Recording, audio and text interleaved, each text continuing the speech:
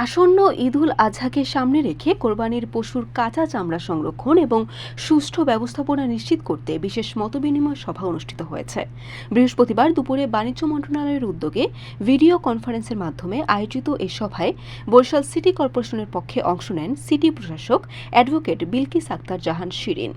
সভায় কোরবানির পশুর চামড়া যাতে নষ্ট না হয় এবং মৌসুমী ব্যবসায়ীরা ন্যায্য মূল্য পান সে বিষয়ে বিস্তারিত আলোচনা করা হয়।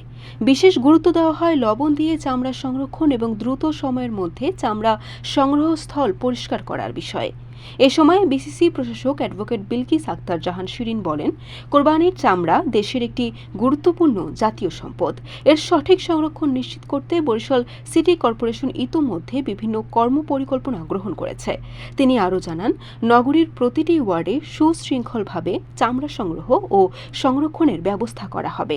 পাশাপাশি চামড়া সংরক্ষণের জন্য পর্যাপ্ত লবণের সরবরাহ নিশ্চিত এবং বজ্র অপসারণের বিশেষ ক্রাশ প্রোগ্রাম পরিচালনা করা হবে বলেও জানান তিনি। বরিশাল.নিউজ।